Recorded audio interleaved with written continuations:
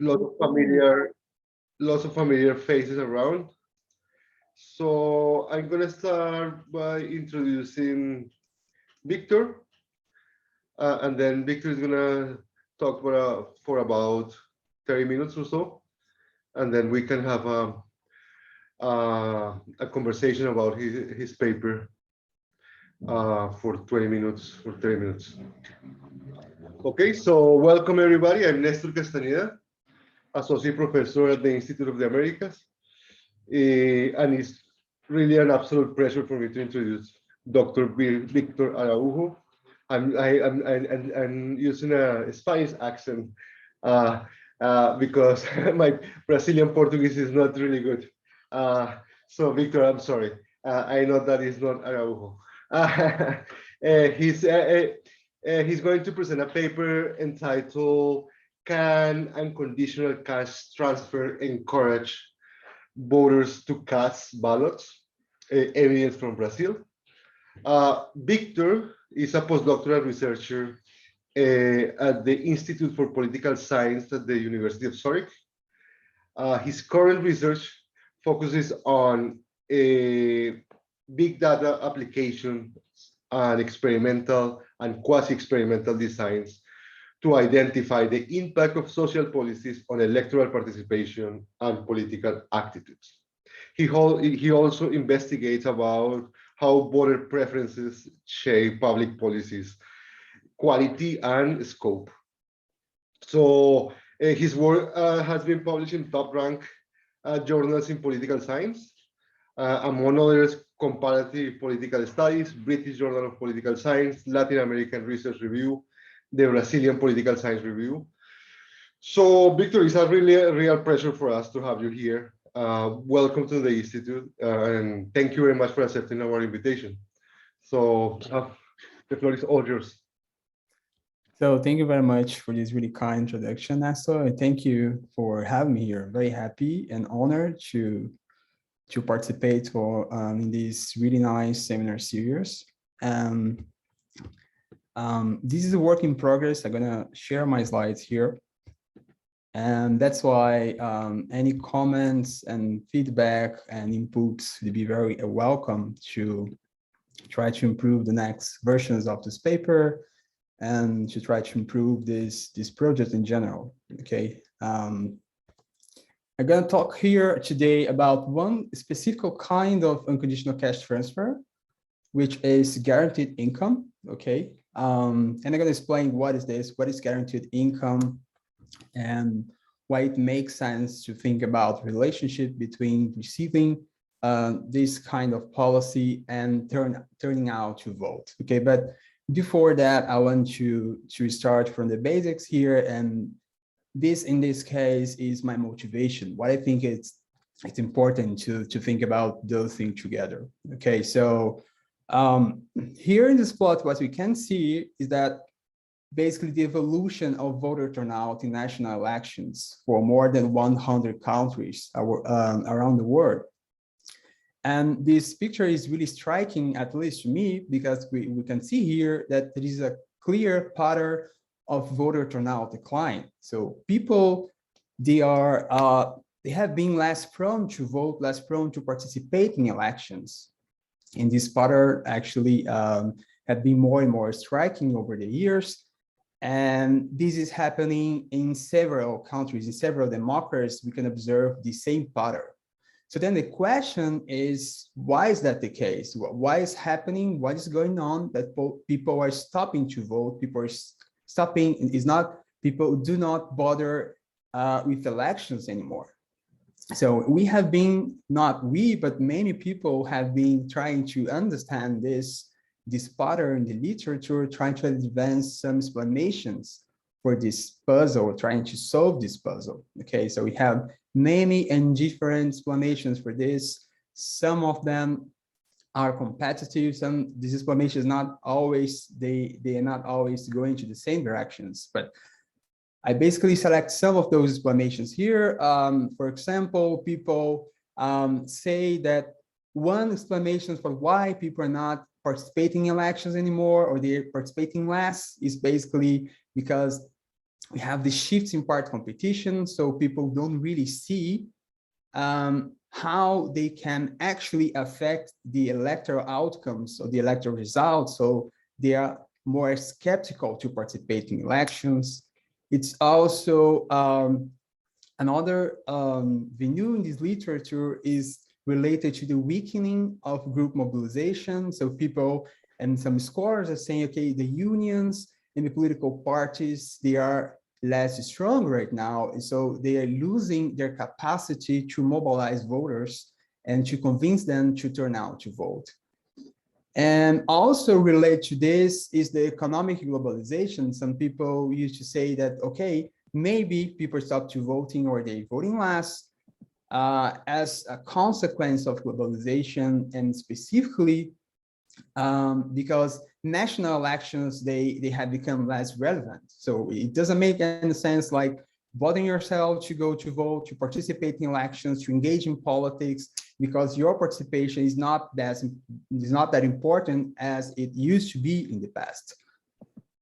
But well, why we don't have lots of agreements in this literature, there is at least one thing that we can agree, and this is quite something, because as you guys know, usually we social scientists do not agree on lots of things, but at least we can agree on one thing here. If my slide move, it's not moving right now. Let's see what's going on.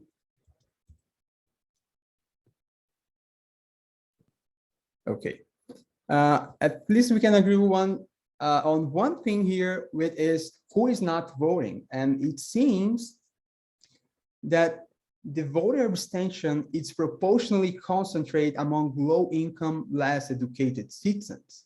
Okay, so people, they are participating less, but actually, so if you look at the statistics and the data, there is one group that actually is driving those results. And this group is particularly low-income voters, particularly less educated and low-income citizens. They are the ones that are voting less and participating less in elections. So here is just an illustration using data from Brazil. So what we can see in this plot is basically that the more educated people, they are much more likely to participate in elections, okay? And this is, of course, just an illustration using data from Brazil, but this is more or less the picture in several democracies nowadays, and this is that's why we can see this huge decline in the first plot that I show when I start my presentation here. Okay, so the question then is that, so why is that the case? And more important than that is that it seems clear that income plays a major role in the decision to vote. Okay, so it's really important. This is a really important variable to take in account when thinking and trying to understand voting behavior, specifically voter turnout. And you have some reasons why is that the case. In the first place here, the first reason is related to cognitive bandwidth of voters or citizens or people in general. So if you're working 15 hours a day, if you like spending 4-5 hours in the public transport, we don't have the cognitive bandwidth or cognitive capacities to think about politics, to engage in politics, and to bother yourself going to vote and to turn out to vote. Also relate to this, so the low-income voters usually or typically, they have less confidence that democracies can actually promote development. So we have been like teaching and trying to convince people that, okay, democracy is a good thing. Democracy actually can promote development, but for many people, that's not really the case. So people still struggling, and actually it's hard sometimes for some voters to see the real effect of democracy in their lives, to see how democracies can actually promote development and increase their welfare. And this relates to the next topic, that is basically because this is happening, many people are basically losing their faith in elections. People are losing their faith that actually going out to vote and participating in elections can actually produce any effects on their lives, can actually help them to have a better life.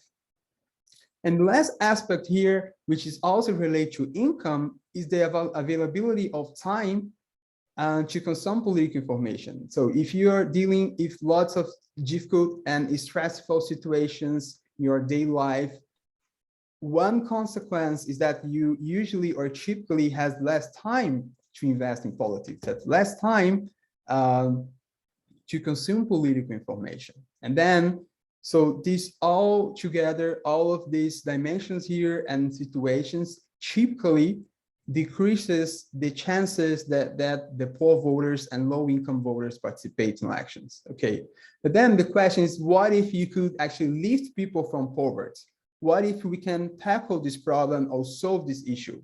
If the income actually played this major role in this process of deciding to participate in elections and turning out to vote, what we can do to try to mitigate this problem? One solution could be like, okay, maybe we can implement conditional cash transfers. We can like try to transfer income to low-income households at the monthly basis, and this you produce better conditions of life. This you give them more conditions to participate in elections. A second option or a second solution could be, okay, maybe we can then implement a universal basic income.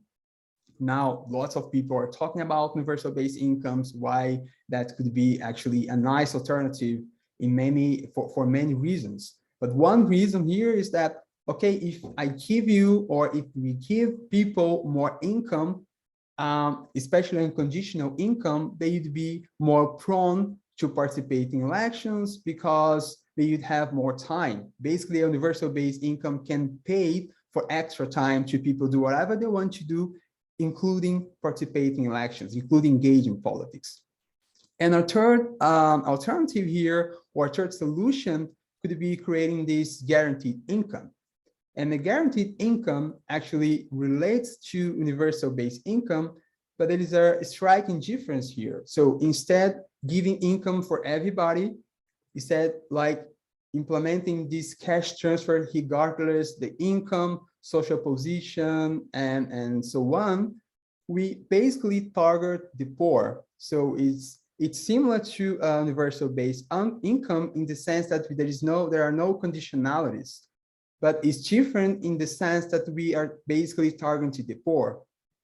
Okay, so the main advantage in this case that basically gives us, as specialists that would like to evaluate the effect of those policy designs or policy initiatives, is that in this case, it gives us the possibility to basically isolate the effect of income on voter turnout, because in this case, we know that the only ones that benefit from the policy are the poor voters, are the low income ones. Okay, so this is basically what I'm trying to do in this project, what I'm trying to advance in this paper, and trying to answer this question. So does receiving a guaranteed basic income can encourage poor voters to participate in election, specifically encourage them to turn out to vote? Okay, and then I'm doing this basically showing case this large-scale guaranteed income that was implemented in Brazil. Specifically, it was implemented in the municipality called Maricá. I'm going to say this Maricá, but actually in Portuguese it's Maricá. Okay, so please forgive me if there is anyone from Rio de Janeiro state here. But if maybe you don't know where is Maricá, that's the first time that you're not really familiar with this place. So I'm gonna give you like a flavor or a glimpse where is Maricá in the Brazilian territory. So we can see here the Brazilian map, okay? And then we have this red frame here, which is basically the Southwest region. And the Southwest region, we have like 4 states. The first one and most coolest and nice one is Minas Gerais. The second one is São Paulo. The third one is Espírito Santo. And the fourth one is Rio de Janeiro. And this one is exactly where Maricá is located. And I put this here in red in this representation just to give you like an idea where Maricá is located.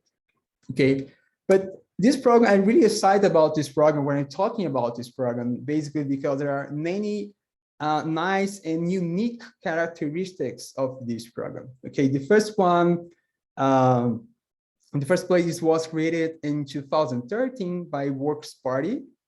And the mayor at that time was Washington Quaqua, which is really funny and nice name, even in Portuguese. If you are familiar a little bit with Portuguese, we can easily recognize that. But the most important thing here is not the name of this guy, is basically that program is large.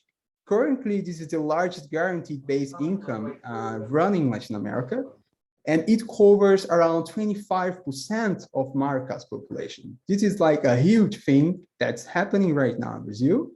And virtually all the poor voters, all the poor living in Maricá are currently enrolled in this program. Okay, so the question here is who can benefit from it? And the answer here is twofold. The first one is all individuals live in Maricá for at least 3 years.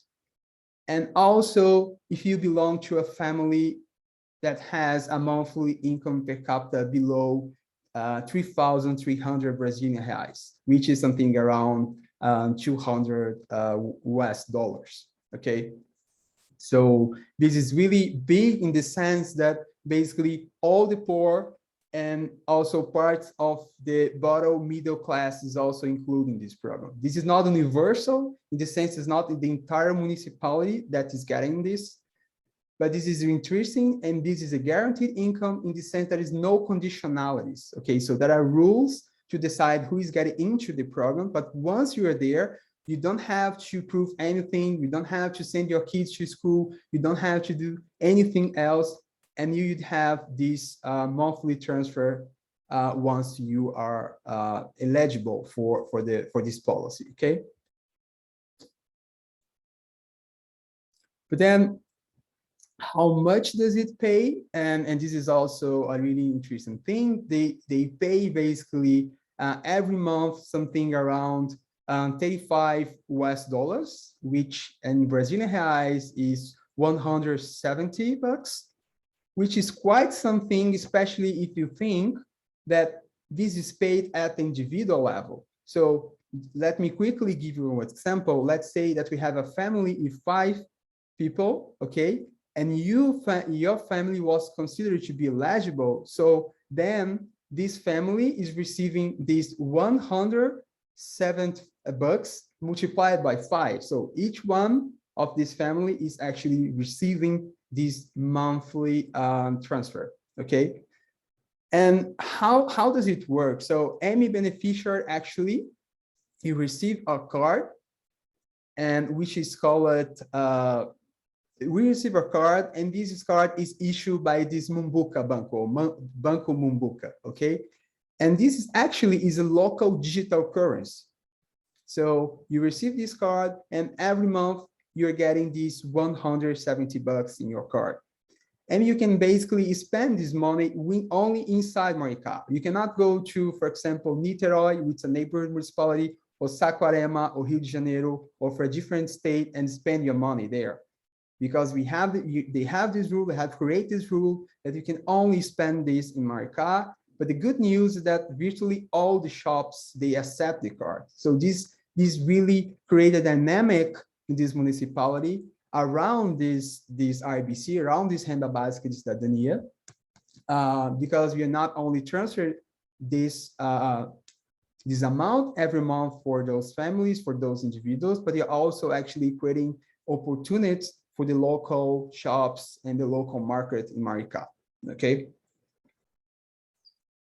But then the question here is, so who is paying for that? So they're spending around 6 billion Brazilian reais every year to pay these benefits from this 25% of Maricá population. The question is then, so where are they getting this money? And so until 2006, Maricá was actually a really mid-sized municipality in Brazil, on average, a poor municipality, nothing different was happening there. But then in 2006, the Brazilian federal government discovered this new era for gas and oil exploration. And there's a really interesting thing in for Maricá, they were really lucky because there's a huge discussion to decide how you distribute these royalties. Okay, and it was decided in the Brazilian Supreme Court that the royalties should be distributed according to the proximity to the area of gas and exploration. And Maricá is really well located. So all of a sudden, this place became really rich. And there is a curiosity about this, that this field was named in 2006 by Campo de Lula, and then after the car wash operation, they changed the name, and now it's Tupi Field. But everybody still actually name this as Campo de Lula. If you go there and talk with people, and so everybody recognize this place as Campo de Lula. The most important and interesting thing here is that Maricá then had a huge comparative advantage to create the program.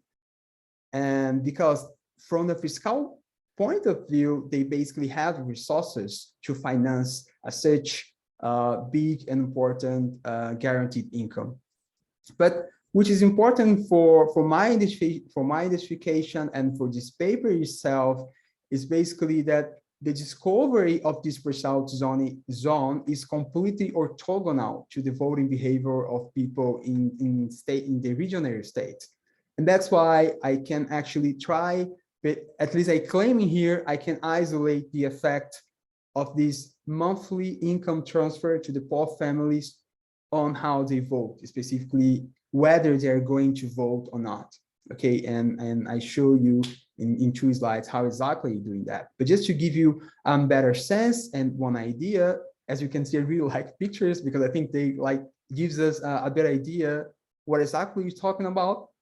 So again, this is the Rio de Janeiro state map, and Maricá is the red one, but the black ones here are all the municipalities in the pre-salt zone.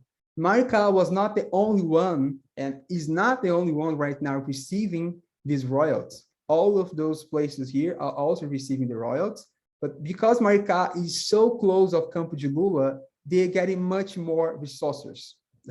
Okay, they had comparative advantage to do this, but it's still many of those municipalities in 2006, they also had this fiscal capacity to implement this, but only Maricá have decided that this was something they'd like to do.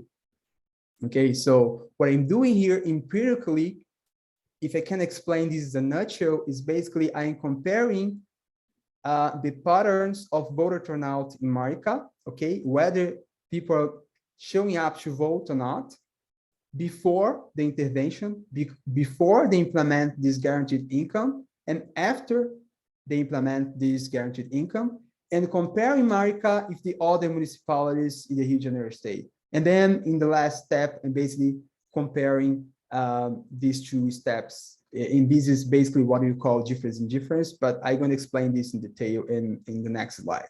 But before that, I'd like to clarify what I have in terms of data. Okay, so why I am able to estimate the effect of this program on voter turnout. And the answer is basically because I was able to collect data from all polling stations in Rio de Janeiro state from 6 different elections. So I can actually map this phenomenon. I can study this over time. So I have 4 elections before the intervention took place, and then I have 2 elections after the intervention, post-intervention, okay? So I have, for Maricá itself, I have around 300 polling stations, okay?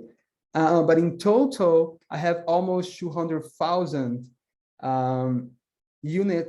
local, more than 200,000 polling stations units here, because it's basically every polling station for every election that I have made in my data sets. Okay, so in total, I have all of these unit of analysis. And the outcome variable here is basically the share of registered voters who actually voted on the election day, okay, the so-called voter turnout. And I also got some controls, basically the Brazilian electoral court, they also released some data at the polling station that I can also use to try to increase the precision of my estimates, okay? So, but even before like going to equations or to show the formal results, we can see only using this plot that it seems something is happening there, Maricá, because in terms of voter turnout, of course. When you compare here, this is basically, I have two lines in this plot.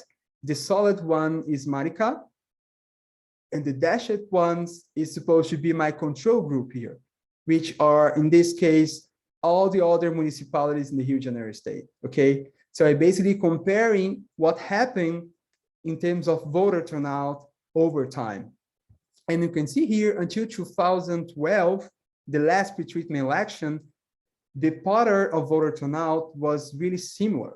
So technically, we can say the trends were really parallel before the intervention took place there in Maricá.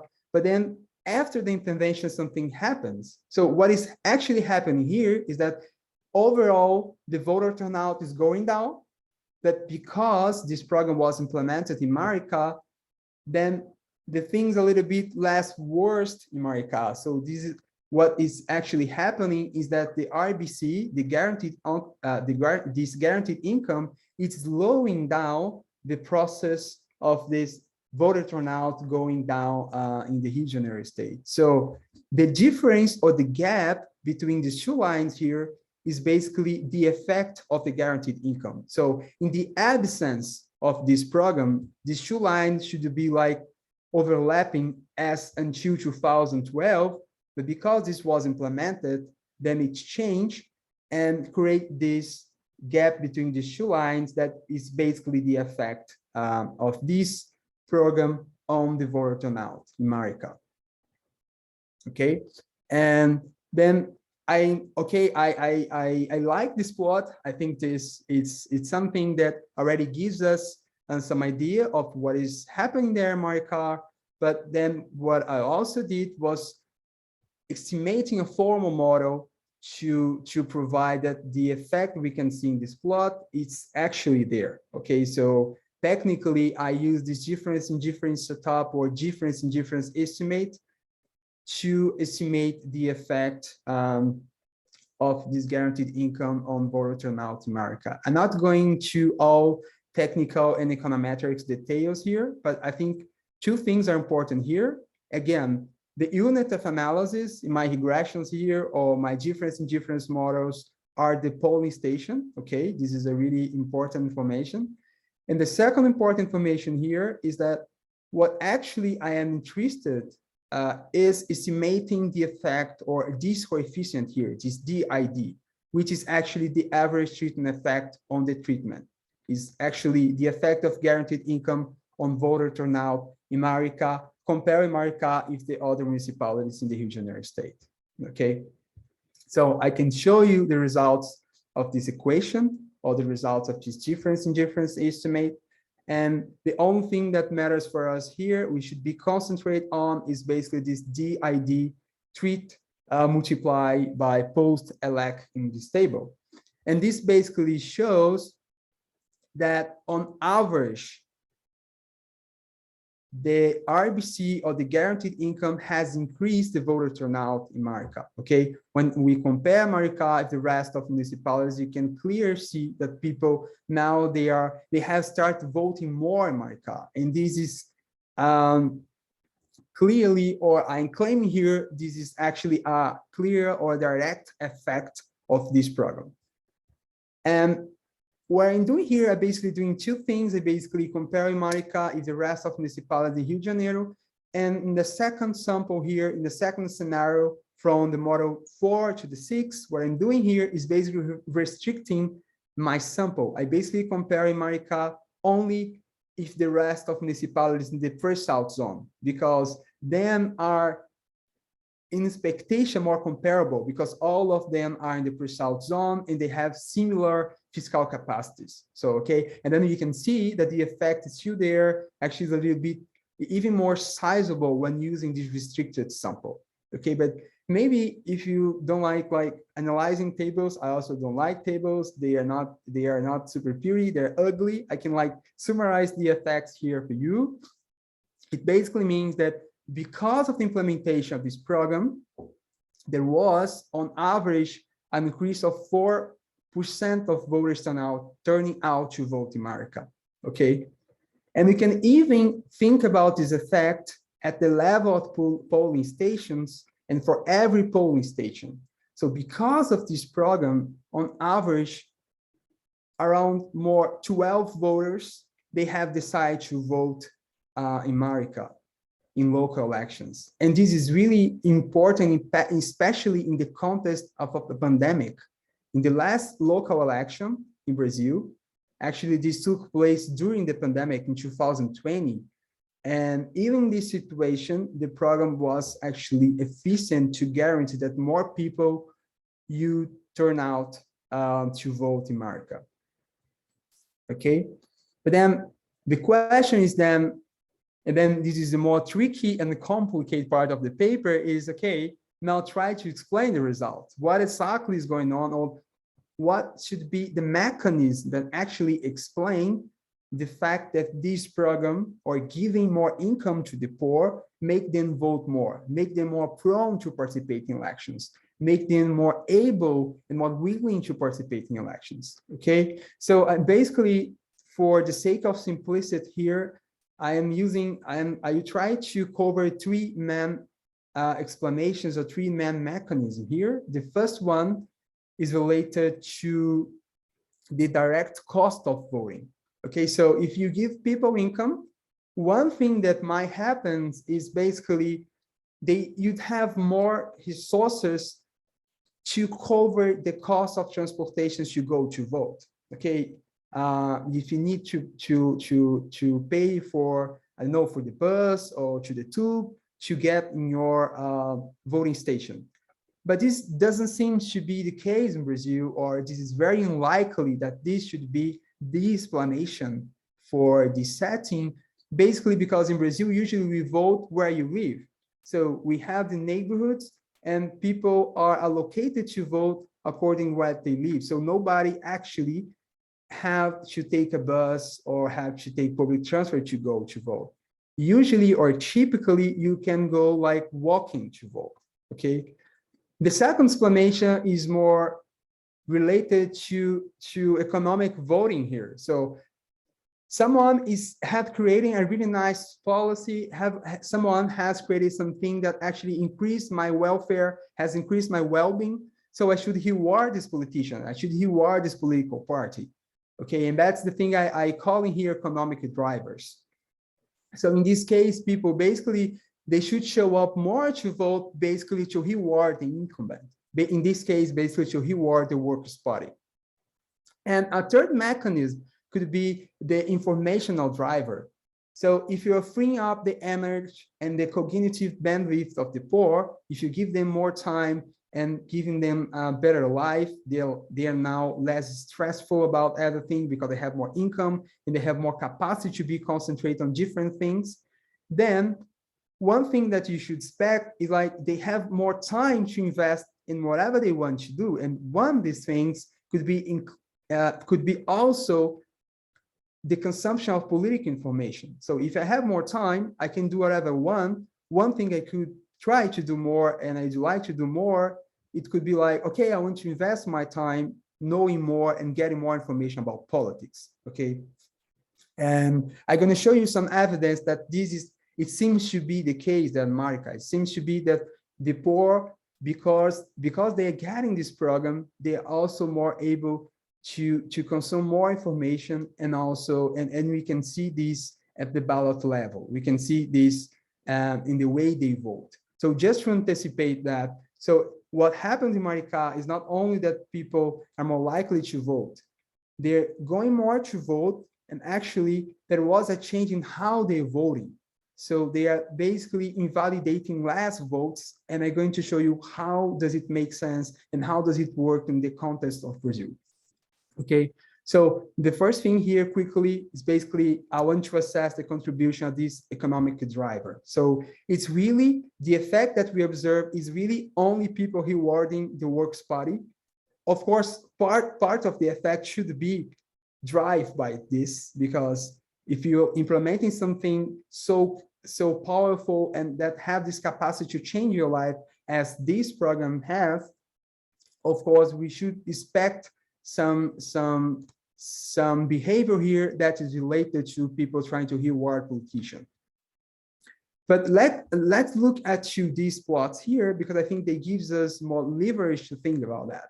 So the first plot is basically the share of valid votes for PT in Maricá and also in other municipalities in the Rio de Janeiro state. What you can see here is that clearly it seems to be, at least in my view, that after the program, the PT actually is getting lots of more support in Maricá, as we should expect. So this is not really a new thing here. So we should expect this. So just to give an example, in the last election, 2020, the PT's candidate in the local election, he got almost 92% of valid votes. It was like, basically, there wasn't competition there. The PT was basically alone in the ballots. So basically, almost everyone that show up to vote for PT, okay? But then, let's see here. So when you look at the presidential elections, this is not happening at all. So actually, it's a quite opposite thing. After the intervention, the voting support for PT went down. So, okay, PT is not getting more votes in the presidential elections because they have implemented this in Maricá. Again, this is also expected, because if you know a little bit about the Brazilian politics, usually the local elections and the presidential elections, they are not really well connected. You can vote, you could easily vote, for example, at the local level for a Workers' Party. In the presidential election, we could easily vote for Bolsonaro. This actually happened a lot in 2018, 2020, in the last two elections that we have data here, and I have discussed some minutes ago. But what is more important and striking here is that even though in the presidential elections, in the national elections, the Workers' Party is not getting more votes, it's also clear that the voter turnout has also increased in national elections. So it basically means that people, they are showing up more to vote even in national elections, but they are not doing that for reward PT. They are not doing that for reward the party that has created the program at the local level.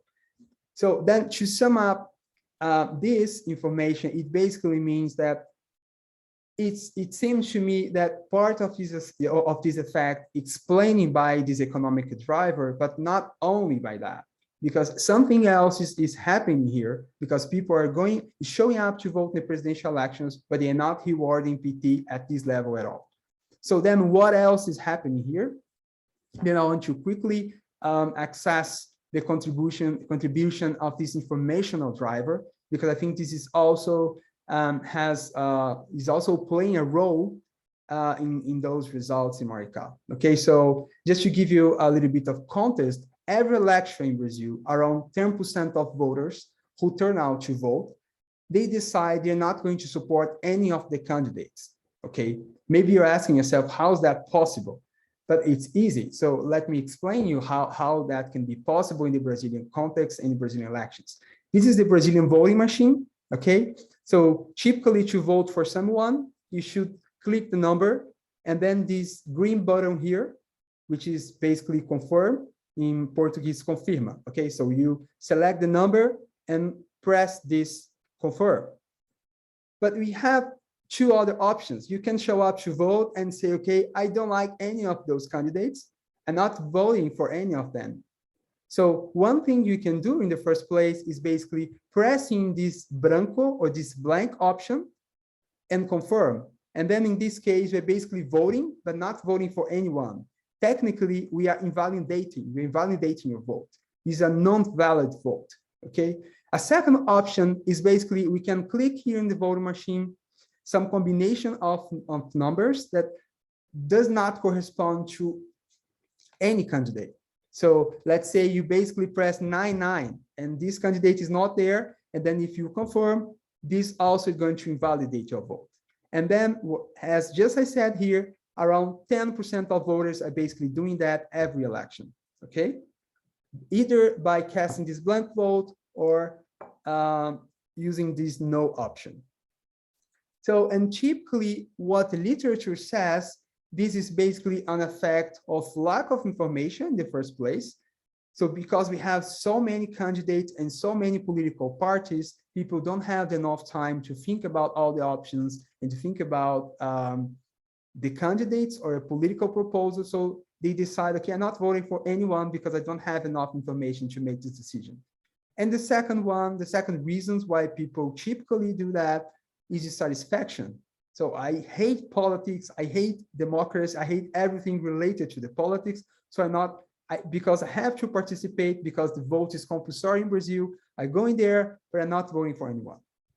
Okay, so I test this, how this effect or how this RBC or how this guaranteed income could potentially also affect the blank and null votes, because that should be at least one indirect evidence that people, they are able to access more information. Again, this is not the best evidence to show if people are consuming more political information. I have more data I have also individual data to talk about that and to discuss this, but we can talk later. For now, the only thing I want to show here is that, so people are not only showing up more to vote, they're also, once they're there, they're also invalidating less their votes. They are selecting one of the candidates more often, which seems to be that could be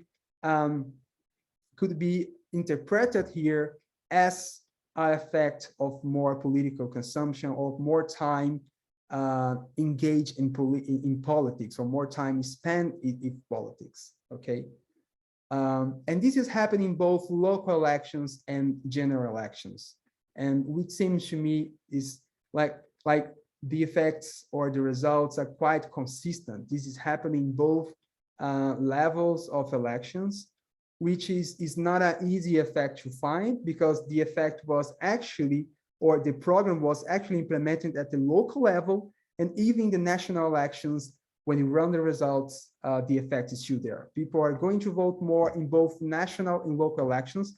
In both elections, once they are there, they're invalidating less or less often their votes. So just coming to an end here, what then we can learn from the Maricá experience? The first one is like the estimates actually indicate a substantive and statistically significant effect of RBC on voter turnout. So it seems to me that it pays off if you decide to creating a guaranteed base income.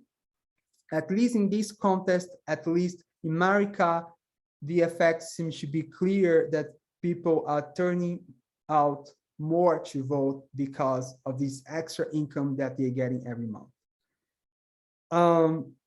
And again, I think the effect seems to go beyond that. They are also, once they are there, participating more and better. They are more able to decide among the political proposals, among the political parties, in deciding for one of the candidates. And let's see if I can move my slide here again. And my last point is more related to open questions. So this is, of course, this is a fact that I am claiming here, at least, I got lots of internal validity, which basically means that we can trust those estimates. But the question is how you travel for other contests. If I run the same kind of program in Nigeria, if I run the same thing in Colombia, if I run the same thing in Nicaragua, if I find the same results. That's the question. The second question is, for how long will these effects last?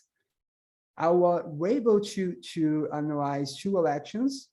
Probably I'm not going to be able to analyze more than these 2 elections, because now this program was such an important thing, and other neighboring municipalities realize how important could be like implementing this kind of policy from electoral point of view, that many municipalities in the Rio de Janeiro state, especially the ones in First South, they are now also implementing the same thing. So at least if I want to evaluate this in the future, at least using the difference in difference, I'm not going to be able to do the same to replicate the same results. But that's an open question. For how long will this effect last? And my last point here is actually what voter profile tend to respond to this type of income incentive. Because my results, they are aggregate. I don't really know who actually is turning out more to vote. But this is like the next step for this project. Be going to the field, for example, in the next month, also to try to collect more data and to try to get more information to disclosure some of these mechanisms, and also to try to understand in more detail what exactly is going on. Why is that the case that once they start receiving this program, they are more prone and more likely to participate in elections? Okay, so thank you very much for your time. Thank you very much for having me, to host me here. And I'm very open and be happy to take all your questions and comments. Thanks a lot. Thank you very much, Victor. This is a fascinating paper. I have several questions, but I wonder if we have questions from the audience. So we can start with the audience, and then I can ask my question if I have time. Let's start with Maxine.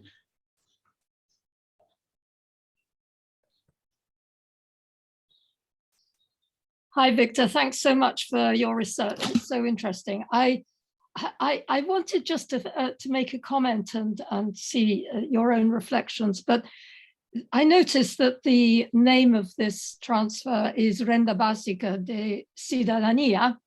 And of course, the assumptions, if you like, of your investigation are in a sense confirming a long-standing assumption about social contract theory, that if you do increase social benefits, you also extend, you know, the sort of citizenship effects, if you like. And so I just wanted to see if you found any of that kind of reasoning helpful in your own thinking about this, because if it's the case, one might expect the effects of these programs, if they remain, to have some enduring consequences. And one would hope that they do, because we're all in favor of people being able to live better than they were before. But I also wanted to comment that actually before you told me what your remaining questions were, I had the same questions about the next stages of the research, in particular that 4% that has come into the kind of voting process.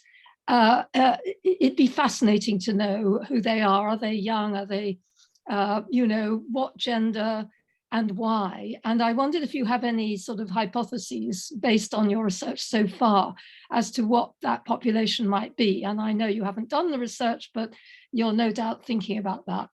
Those are my comments. Thanks, Victor.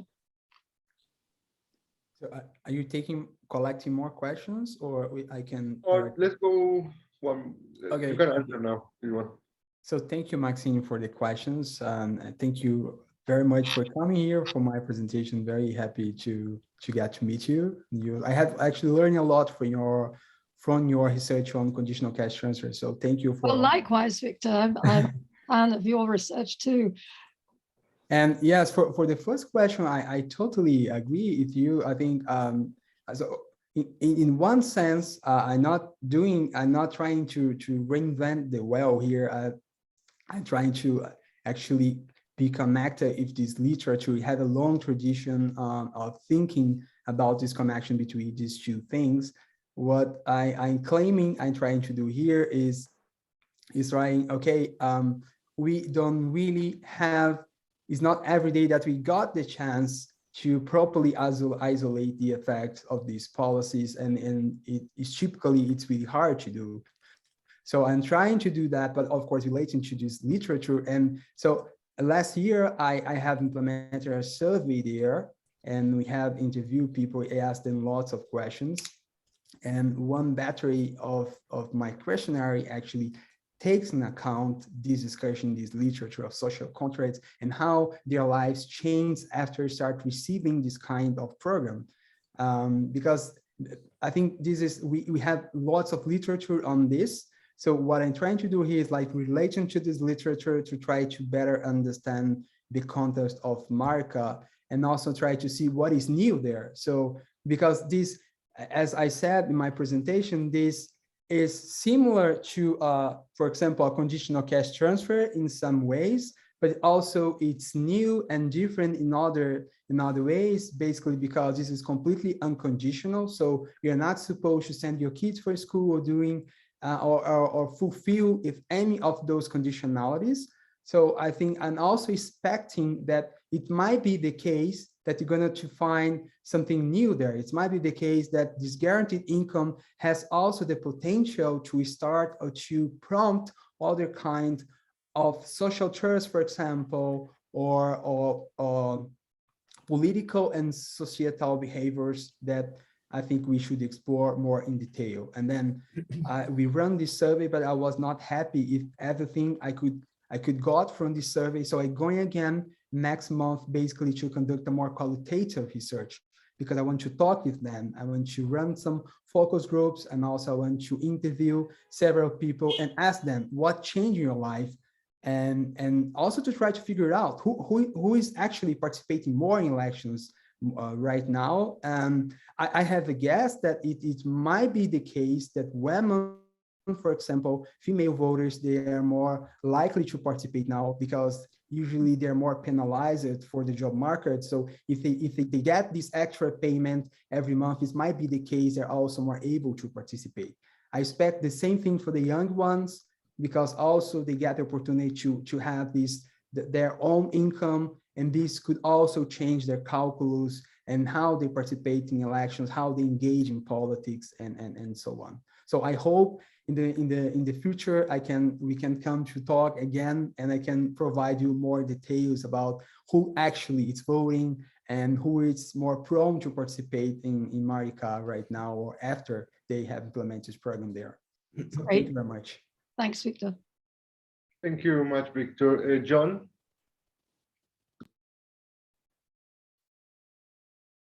Thank you, Nestor. Thank you, Victor, for a very interesting talk, and I enjoyed the opportunity to see your analysis, sort of, based on this sort of natural experiment that really provided a great opportunity to look at this phenomenon. I just want to understand a bit more about what it is that you're measuring, because when you showed the voting figures in Maricá and the adjoining neighborhoods, they were both the voting turnout, or the turnout in both places, was declining.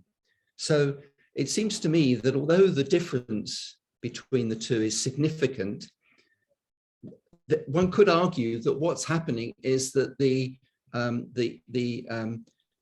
payment is helping people who had been voting to continue to vote.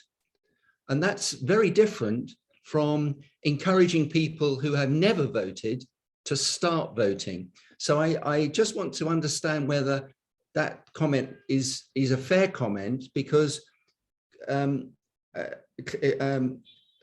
think the extent to which one can make claims about creating new behaviors under a social contract might need to be modified a little.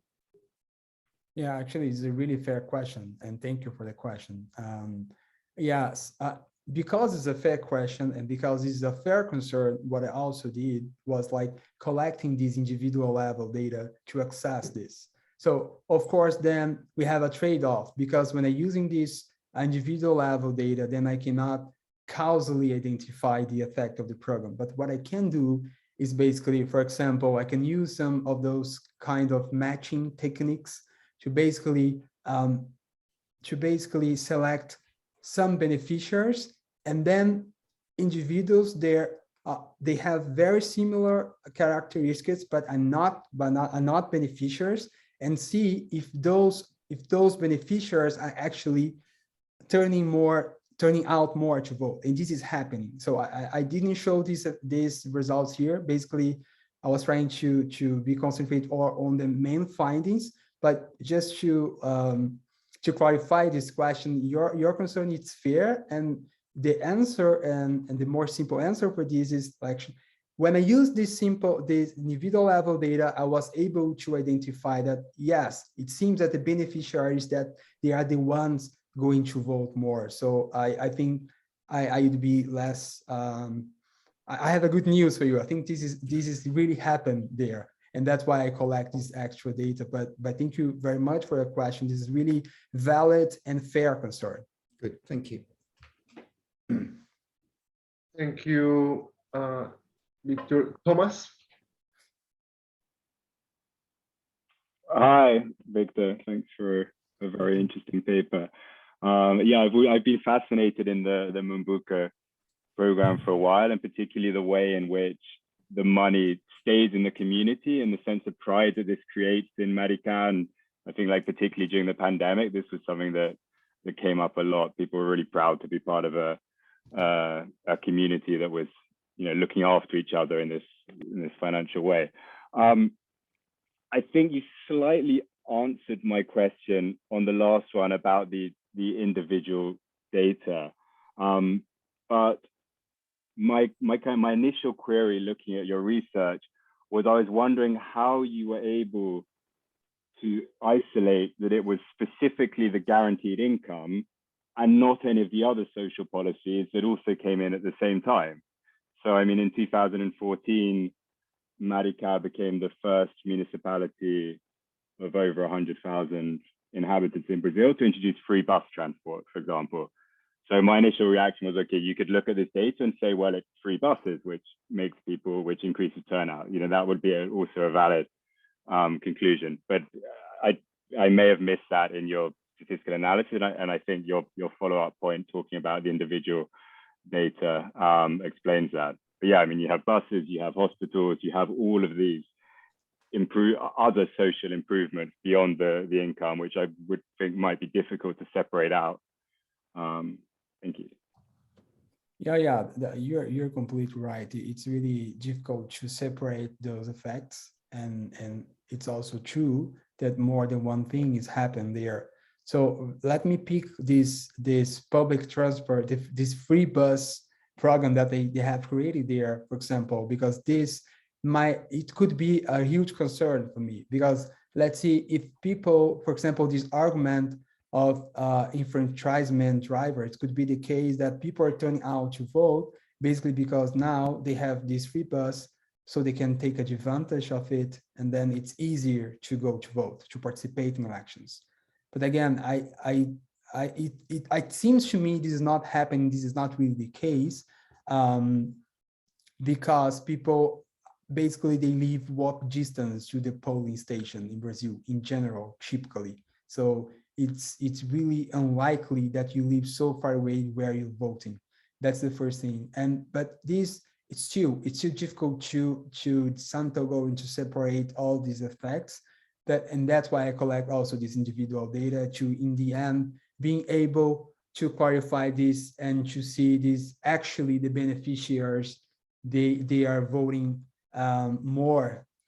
They're more likely to participate in elections. But again, then I face the same trade-off here. I think this is a further indication that it might be the case that this effect is driving the results, but it's still a limited evidence in this case, because then I cannot causally identify this. It's more correlational evidence, but I think altogether, they seem to point out in this direction that this program is affecting voting behavior, or the way people vote in America. Thank you very much for the question. Thank you. Victor, David, you have a question? Half answered just now, but what about? It's always a what about.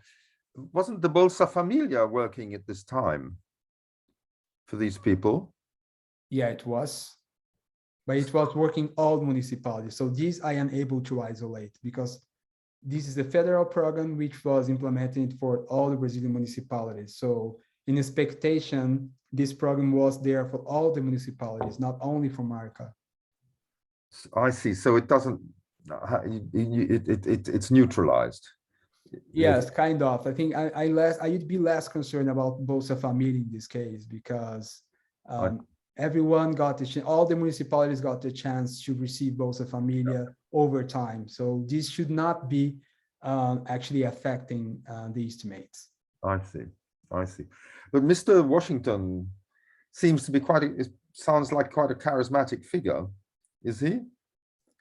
Well, it seems he's really important inside Workers' Party. He's now working like at the federal level, and yes, and trying to do politics at the national level in Brazil. But he was like this is a nice thing because before winning the election in 2012, he was defeated twice in the mayoral election. So it was a process to try to create this in the first place, to try to get elected and then to create the program. So he was elected in 2012, and in 2000 he was elected in 2008. He was defeated in 4 and in 2000, and just after he was elected in 2008, he sent for the local council a proposal to create the program, and it did not pass. It did not pass because he didn't have the majority at the local council.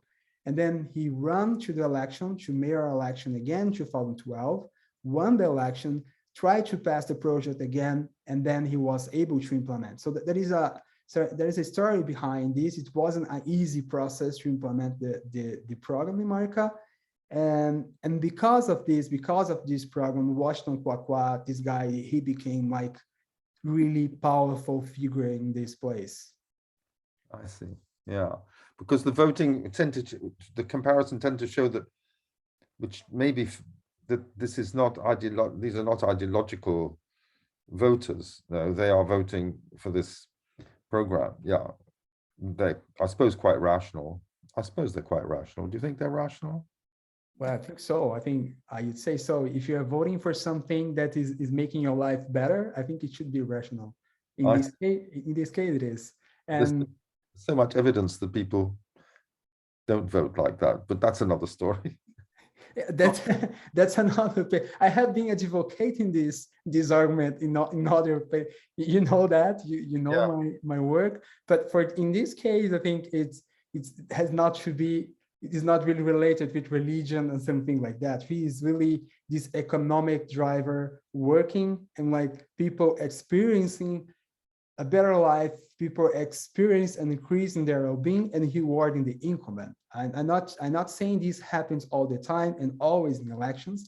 Actually, sometimes this is not the case. Not all voters are doing that. But in this case, it seems to me that it's important because it's such a huge program. But also answer a little bit more in detail question. One thing that I try to do in the paper is try to show that before this happens, before the implementation of this program in Maricá, there are not difference in terms of how they vote in Maricá, in terms of, for example, ideology, or if they vote more for female candidates, for example, or for minorities. This is not really the case. So until this program happens, Maricá, the pattern of voting behavior in Maricá was quite consistent if the one who can observe in other places in Rio de Janeiro state. So at least on this regard, I'm quite confident that there wasn't nothing really special going on in Maricá that can justify the results that we can see in the plot and also in the tables. I see. Thank you. Welcome. Thank you, David, for coming. Thank you, Victor. I have a quick question about something I didn't understand quite well. So, and I think it's important to actually support your argument. What's the deal with the different types of elections? Why is that we see a different behavior or a different patterns of behavior when we compare local versus presidential elections? I wonder if you can elaborate a little bit more on that, because I think it's key to understand and to support your argument. Yeah, thank you, Nelson. This is a really nice question, and probably I wasn't really unclear when I was trying to explain this in my presentation. But here the thing is, because it was implemented at the local level, we should expect people rewarding the party that has created the program. Okay, I think this is more or less straightforward. So if a party has created something that I can benefit from, and then my life become better and I can enjoy more my life and having more money, more resources, more income, then all in all, on average, keeping everything constant, I should vote more for this candidate. Okay, this is one thing. But some people could also say, okay, because this same political party is running also in the presidential elections, it could be the case that we can actually observe some kind of spillover effect, like people also voting more for PT in the presidential elections in Maricá. Okay, so what I show there in my plot is that this is not the case at all. This is not happening, which in my interpretation basically means that, okay, people, they are able to recognize that the Workers' Party have created this at the local level, but this has nothing to do with the national politics. This is not at all related to the national politics. But then the third step here, which I think is key to my argument, is show that, okay, even though they are not showing up to vote more in national elections, in the presidential elections, or sorry, even though they are not supporting more Workers' Party in national elections, they are showing up to vote more there.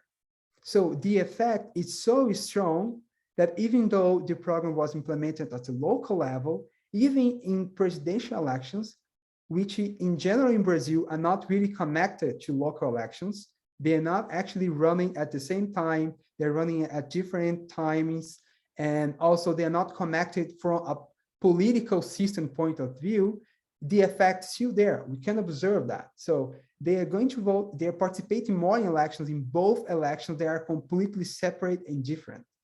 Which my interpretation is the evidence that the effect is strong enough to kind of create this pattern of showing up to vote. So once we start participating in elections, and this is starting local elections, we go to vote even in elections, you participate in elections, even when you're not going there to reward the party that has created the policy.